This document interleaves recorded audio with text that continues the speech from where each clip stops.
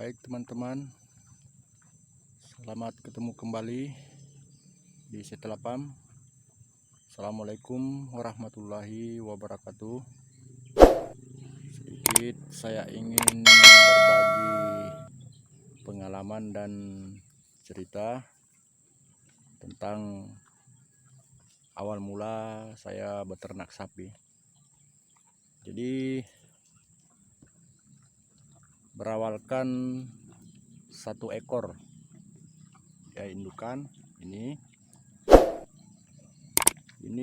dulu masih pedet ya, saya beli 7.500.000 umur 8 bulan.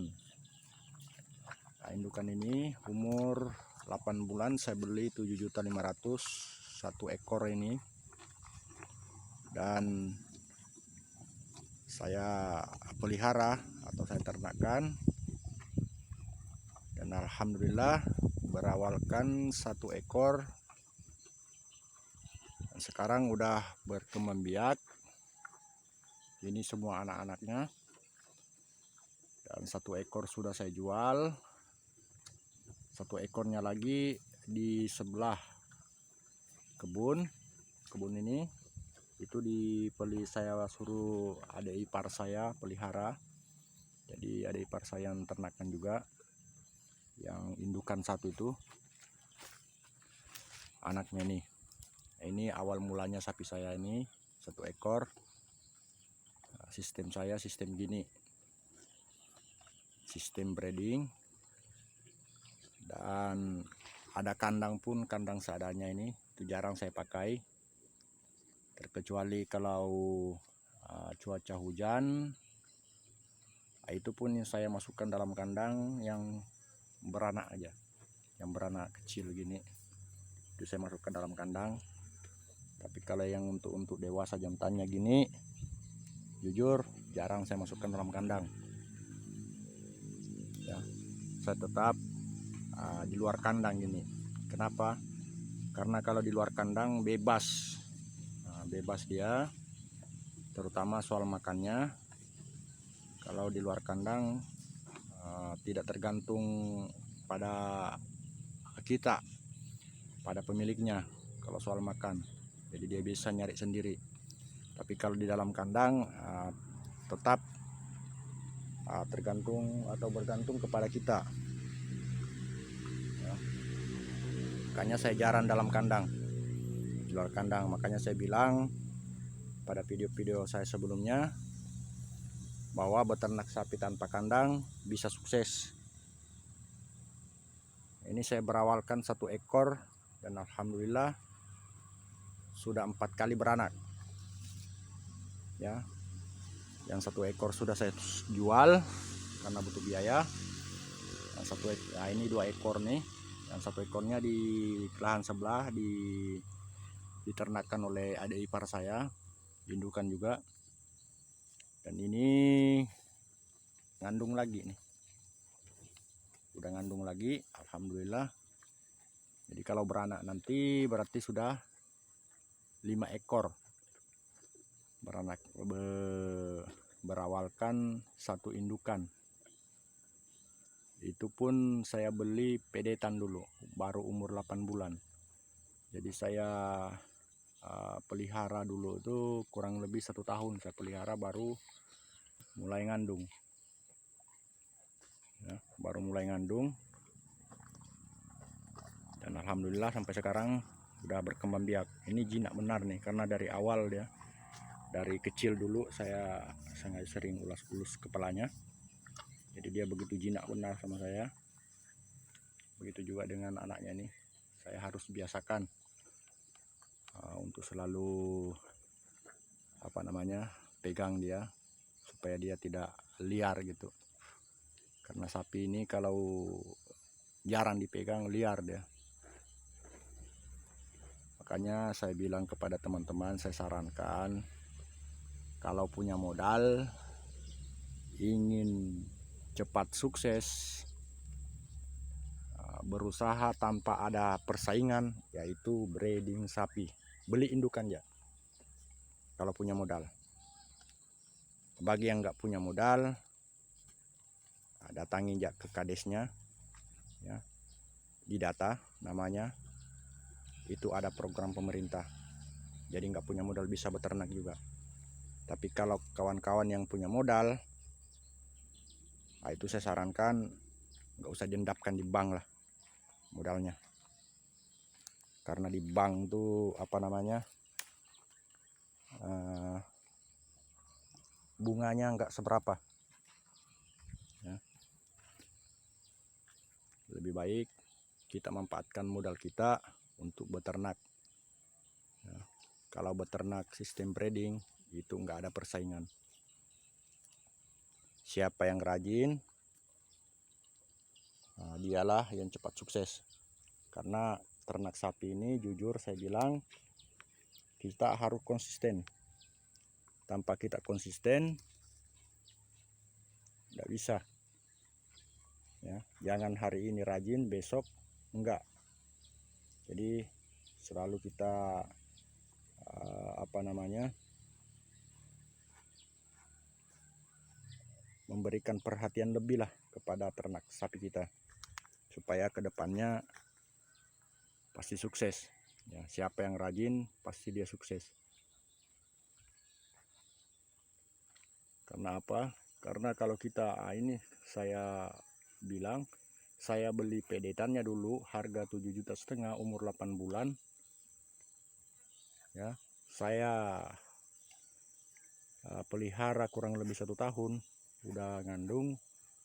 Nah, berarti ngandung kan 9 bulan baru beranak. Anggap aja 2 tahun saya pelihara udah beranak gini. Jadi anaknya ini termasuk keuntungan, dan induknya pun boleh dikatakan keuntungan, karena kita beli pedetan udah jadi indukan ya kan beda harganya. Jadi perkembangan atau perkembangan duit kita itu cepat gitu, tanpa ada persaingan. Kalau dagang-dagang jualan-jualan gitu ya ada persaingan harga pastinya. Tetapi kalau ternak sapi sistem breeding gini nggak ada persaingan. Apanya yang mau disaingkan, ya kan? Banyak anaknya gini kita mau jual yang nggak ada persaingan, apanya mau disaingin, ya kan? Makanya saya bilang dan saya sarankan kepada kawan-kawan semua yang ingin memulai usaha tapi bingung usaha apa kira-kira yang cocok, usaha apa kira-kira yang cepat menguntungkan tanpa ada persaingan. Ya tentunya atau pastinya beternak sapi ataupun beternak domba, beternak kambing, itu nggak ada persaingan. Tetapi kalau penggemukan ataupun sistem jual daging sapi, itu ada persaingan, namanya persaingan harga ya. Yang namanya berdagang tetap ada persaingan, otomatis konsumen pastinya mencari yang murah. Kalau ada yang murah ngapain yang beli yang mahal kan gitu kan, semua orang kan gitu, terutama kita sendiri pun gitu juga. Kalau ada yang murah ngapain yang beli mahal. Makanya saya bilang, saya sarankan benar, kalau punya modal, betul-betul punya modal, harusnya modal itu dimanfaatkan lah ya. Manfaatkan, jangan diendapkan di bank. Bukan saya sarankan dihabiskan duitnya di bank, enggak, tetapi biar modalnya itu berkembang cepat supaya sukses, cepat sukses gitu ya. Beternak sapi lah. Kalau enggak hobi beternak sapi ya beternak kambing ya. Kan ada juga yang hobinya kan beda-beda. Kalau kita kan mungkin ada hobi beternak kambing, ada yang hobi beternak sapi, dan beternak yang lain-lainnya lah. Yang pastinya beternak. Tapi selain dari beternak, setahu saya kalau untuk usaha lain selain dari beternak, saya pikir banyak persaingan. banyak persaingan. Terutamanya di tempat-tempat kami di sini, ini sawit ya, ini kebun sawit saya. Kalau kita nampung buah atau membeli buah orang itu ada persaingan. Saya awalnya dulu mau menampung buah ya, membeli buah petani-petani lain untuk menambah buah saya ini, jadi ngambil keuntungannya dari situ. Tetapi saya pikir kalau membeli buah itu pastinya banyak persaingan ya, persaingan harga. Makanya saya urungkan niat saya itu untuk menampung buah atau membeli buah petani atau masyarakat di sini ya. Karena banyak sekarang yang saya lihat petani-petani yang lahannya setengah hektar, lahannya 1 hektar itu dimanfaatkan untuk tanam sawit. Jadi otomatis kan buahnya kan nggak seberapa. Kalau misalnya cuma 50 pokok ataupun 100 pokok kan buahnya kan nggak banyak ya, paling 500 kilo sampai 1 ton ya. Jadi kalau hanya 500 kilo sampai 1 ton di tempat kami sini mau dibawa ke pabrik kan nggak mungkin ya, karena kalau kita bawa ke pabrik pun itu harus ada SK ya. Jadi SK ini pun harus dikeluarkan dari pabrik. Jadi saya urunkan niat saya untuk menampung buah masyarakat. Lebih baik saya terjun ke dunia peternakan dan juga sambil mengurus tanaman sawit saya ini. Ya alhamdulillah untuk kebutuhan sehari-hari keluarga boleh dikatakan lebih dari cukup. Saya bisa membeli motor, saya bisa menyekolahkan anak. Saya alhamdulillah baru-baru ini, baru 1 tahun lebih masuk 2 tahun, alhamdulillah bisa membeli mobil roda 4 dari hasil, bukan hasil ternak semua ya, tak campur lah hasil ternak dengan hasil sawit ini ya. Kalau hasil ternak kan saya cuma awalnya punya 1 indukan dan sekarang baru 2 indukan. Makanya saya berpikir untuk menambah lagi indukan supaya perkembangannya ataupun proses untuk mencapai kesuksesan itu cepat gitu. Jadi kalau 1 indukan sukses sih sukses, cuma lama karena sapi ini boleh dikatakan 1 tahun 1 ekor, karena sapi hamil 9 bulan ya, sama dengan manusia. Dan mungkin habis beranak ya kurang lebih 1 bulan lebih ataupun 2 bulan baru kita kawinkan lagi. Jadi anggap aja 1 tahun 1 kali beranak. Jadi kalau 1 indukan ya anggap aja keuntungan kita dalam 1 tahun itu kurang lebih 7-8 juta dalam 1 tahun keuntungan dari 1 indukan. Jadi kalau sempat ada 2 atau 10 indukan ya, kalau 1 tahun per tahunnya 7-8 juta berarti kan kurang lebih 70-an juta ya per tahunnya kalau ada 10 indukan. Makanya saya bilang beternak ini keuntungannya yaitu tadi, apalagi di Kalimantan, di tempat kami di sini boleh dikatakan rata-rata masyarakat itu punya tanah atau lahan kosong ya. Walaupun ada sawitnya gini, kalau udah sawitnya udah besar ya itu kan dimanfaatkan untuk beternak sapi. Selain beternak sapi kan kita mengurangi juga namanya perawatan sawit, terutama untuk penyemprotan ataupun pupuknya ya pastinya, karena sawit ini yang pasti dibutuhkan itu kan pupuk. Jadi kalau ada sapi gini otomatis kan kita nggak perlu nyemprot lagi ya. Nomor 2 pupuknya pun agak kurang, mungkin awalnya kita 1 pokok gini 2 kilo ya, mungkin kalau ada ternak sapi gini mungkin tinggal 1 kilo. Kenapa? Karena kotoran sapi ini tadi ini mengandung pupuk juga, pupuk kandang. Jadi itu untuk membantu juga sih sebenarnya.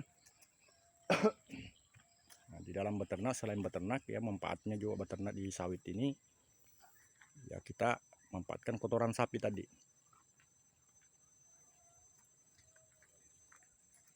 Nah, cuma kalau beternak banyak yang saya katakan tadi sampai 10 indukan, itu kita harus siap lah ekstra benar-benar tuh, terutama pakannya ya. Pakannya kalau perlu pakannya tanamlah rumput apa namanya, rumput gajah ataupun rumput pekong atau odot ya. Jadi kita nggak perlu nyari sana nyari sini rumput ya, rumput liar. Kalau kita udah nanam sendiri, paling kita nyari kalau pas kebetulan kita lewat, kita melihat rumput liar banyak ya, pastinya saya gitu. Karena saya ada menanam sendiri rumputnya. Jadi habis pakannya di sini, otomatis kan nggak mikir lagi kemana mau carinya. Yang pastinya kan kita udah nanamnya, pasti kita ngambil ke tempat kita budidaya rumput tadi. Jadi nggak pusing-pusing gitu Pak. Jadi saya sarankan kepada teman-teman yang breeding sapi indukan 10 ekor misalnya, utamakan pakannya tadi. Kalau perlu itu setengah hektar atau 1 hektar lah, nggak nyampe 1 hektar Pak. Setengah hektar aja khusus untuk tanam rumputnya, rumput odot atau rumput gajah. Tapi yang bagus saya lihat kalau di tempat kami di sini ya, kan beda-beda daerah ya, faktor ke tanah ini, azam tanah ini. Di tempat saya ini agak kurang asamnya ya tanah, karena banyak bukit. Karena yang banyak asamnya itu tanah itu di gambut-gambut. Jadi yang paling cocok untuk rumput di sini saya lihat itu rumput odot, subur gitu. Jadi saya ini menanam rumput odot, ada juga saya nanam rumput gajah. Jadi kotoran-kotoran sapi tadi ini sebagian saya bawa ke untuk memupuk tadi rumput supaya cepat besar. Nah, kita lihat sendiri ya, ini pokok sawit saya, ini kotoran-kotoran sapi ini jadi pupuk semua nih. Karena kotoran sapi, di mana ada kotoran sapi pasti di situ tumbuh rumput subur. Jadi membuktikan bahwa kotoran sapi ini jadi pupuk kandang. Jadi awalnya misalnya sawit ini diberi pupuk kimia 2 kilo per pokoknya, karena udah besar ya, udah tinggi gini ya. Ini umurnya 8 tahun, 7-8 tahun lah umur sawit saya ini. Ini awalnya dulu kalau saya mupuk ini kan 3 bulan sekali saya mupuk. Itu saya beri pupuk 2 kiloan per pokok nih. 2 kiloan. Jadi kalau saya beli pupuk 1 karung misalnya ya 50 kilo itu, anggap ya itu 25 pokok aja dalam 1 karungnya. Tapi sekarang saya beli 1 karung itu 50 pokok jadinya. Jadi kalau 100 pokok anggap ya 2 karung. Kenapa? Karena per pokoknya tinggal 1 kilo, karena ini ada pupuk kandangnya membantu tadi. Jadi itulah keuntungan juga beternak sapi di lahan sawit. Selain sapinya keuntungan dari sapi, keuntungan dari kotoran sapi, dan juga keuntungan dari penyemprotan racun. Jadi nggak perlu beli racun, karena yang melapangkan sawit ini ternak kita ya gitu ya. Ini anaknya udah kenyang, dia ngabaring. Bukannya alhamdulillah udah ngandung, mudah-mudahan lancar beranak dengan selamat, amin. Ini jantannya baru saya berikan minum ya, karena di tempat kami sini cuacanya kemarau. Jadi siang hari ini saya berikan minum karena tetap haus dia. Itu 1 ember besar tadi, itu 1 ember besar habis 2 ember. jadinya, karena 2 ekor. Jadi yang 1 ekor itu enggak saya urus lagi karena udah diurus dengan adik ipar saya. Adik ipar saya pingin beternak juga, jadi ya udahlah, biar dia ternakkan, hanya bagi hasil nantinya. Sudah 2 bulan dia ternakkan indukannya itu. Nah, ini tinggal saya pelihara yang 3 aja, ini fokus yang ketiga. Tapi mungkin mudah-mudahan awal bulan 9 nanti mungkin kedatangan sapi baru ya, indukan sapi baru. Insya Allah ya, didoakanlah teman-teman semua. Karena saya rencana mau nambah 1 ekor indukan. Nah, itulah tadi saya bilang biar perkembangan duit kita tadi ini cepat gitu. Jadi kalau kita fokus beternak ya harusnya betul-betul fokus, betul-betul terjun sekali lah ke dunia peternakan, biar kesuksesan itu kita raih dengan cepat. Seperti video-video saya sebelumnya yang saya katakan, kalau orang lain bisa sukses, yang pastinya kita juga pun bisa sukses ya. Yang penting tadi itu niat dan usaha serta konsisten. Karena di setiap usaha apapun yang kita lakukan tanpa kita konsisten, saya pikir tidak ada usaha bisa maju atau sukses. Apapun usahanya, mau usaha besar ataupun usaha kecil, mikro, tidak ada bisa sukses, tidak bisa maju tanpa konsisten. Karena setiap usaha ataupun pekerjaan itu kita harus konsisten lah ya. Tidak ada namanya kesuksesan itu datang tanpa kita berusaha. Berusaha artinya kita harus berusaha dengan niat kita tadi, dengan tujuan kita tadi. Tujuan kita kemana, apa tujuan kita ke depannya, yang pastinya kita sudah merancang semuanya. Ibaratnya kita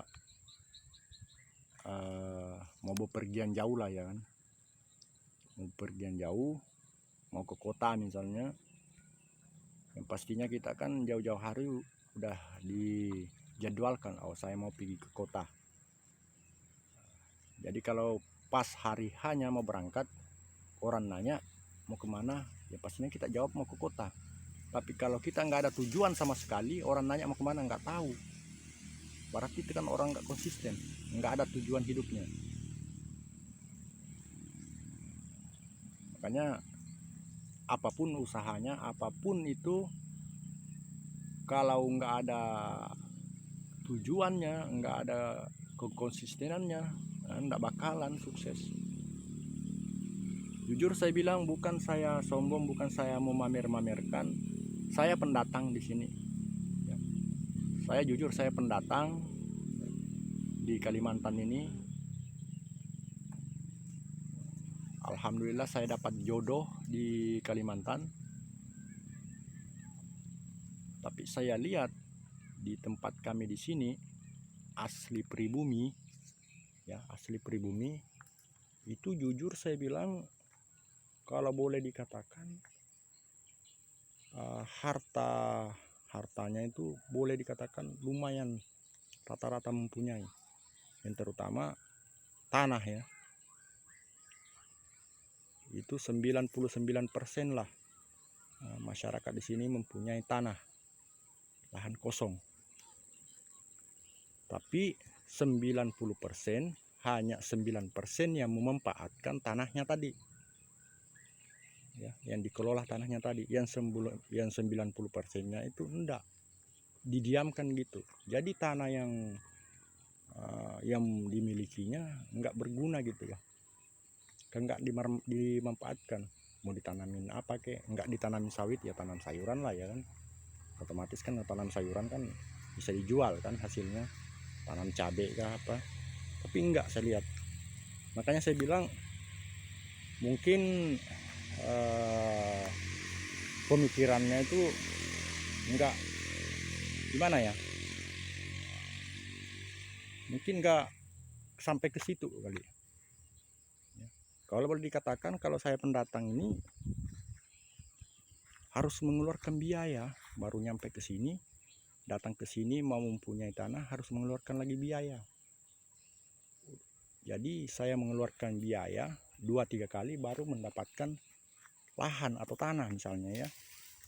Sedangkan orang pribumi nggak perlu mengeluarkan biaya, buka pintu rumahnya, keluar dari rumahnya udah tanahnya, tapi nggak dikelolanya, nggak dimanfaatkannya.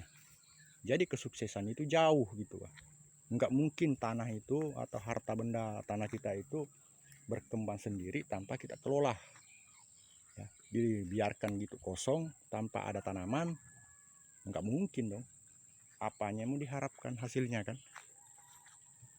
Makanya saya bilang rata-rata pendatang di sini, baik dari Pulau Jawa, dari Pulau Sulawesi ataupun dari pulau-pulau lain yang masuk ke Kalimantan, itu rata-rata, maaf ngomong bukan mau mamer-mamerkan, itu rata-rata sukses. Kenapa? Karena memanfaatkan tadi, kalau punya tanah itu dimanfaatkan, dikelola. Kalau misalnya punya tanah belum punya modal untuk menanam sawit, karena nanam sawit ini harus punya modal ekstra lah ya. Yang pastinya beli bibitnya, yang kedua beli racun dan pupuknya. Mampu misalnya beli bibitnya tapi nggak mampu beli pupuknya, sama juga ya, nggak bisa juga berkembang gitu. Karena sawit ini tanpa dipupuk ya mungkin berbuah, tapi itu buahnya 1-2 tandan aja, nggak bisa lebih dari itu. Jadi banyak sawit ini nggak berkembang seperti yang diharapkan ya.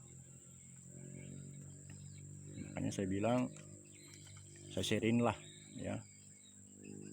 Saya awal masuk di sini di daerah Skadau ini tahun 2009. Sekarang udah tahun 2023 ya, berarti udah belasan tahun. Anggap ya udah 13 tahun saya di sini, dan alhamdulillah tanpa ada harta segenggam tanah pun saya bawa ke daerah Kabupaten Skadau ini. Alhamdulillah, saya bukan memamer-mamerkan, tapi dengan usaha, dengan gigi, dengan niat tadi tujuan hidup saya dapat jodoh di sini. Saya udah punya tanah kurang lebih 8 hektar. Itu asli saya beli dengan hasil usaha saya sendiri. Ya, saya bekerja, punya duit atau modal sedikit, saya belikan tanah, dan tanah yang saya beli saya manfaatkan untuk berusaha, yaitu tadi sawit gini. Selain nanam sawit ya itulah saya beternak, dan alhamdulillah bisa membangun rumah, bisa menyekolahkan anak, bisa beli kendaraan roda 2 dan roda 4. Bukan pamer, tapi itulah hasilnya dari kekonsistenan tadi. Setiap usaha harus konsisten dan ada arah tujuan kita. Niat tadi itu kemana? Ya, kalau niat kita, saya mau ke barat, otomatis dari awal ini pasti kita ngarahnya ke barat. Nggak mungkin kita ngarahnya ke timur. Ya. Tapi kalau kita mau ke barat, tapi kita nggak konsisten, awalnya ke barat. 2-3 hari nanti arah selatan, 2-3 hari ke depannya lagi ke utara. Jadi nggak konsisten gitu. Tetapi kalau ada tujuan mau ke barat ya ke barat, mau apa di tengah-tengah di situ pengejalanan ada hambatan apa ya kita lalui dulu, kita tempuh dulu. Mau sulit, mau nyebrang, mau mendaki kayak kita lalui. Karena tidak ada namanya kesuksesan itu diraih begitu mudah gitu. Harusnya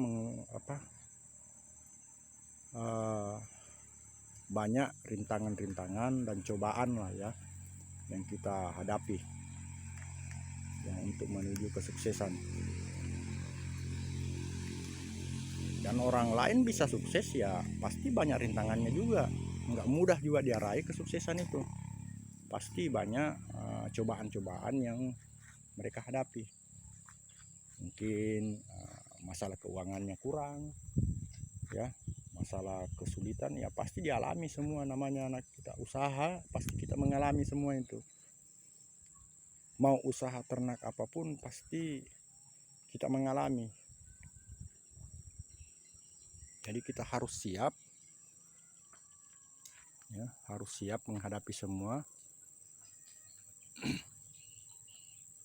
Karena namanya berusaha untuk menuju kesuksesan tidak semudah telapak tangan ini ya.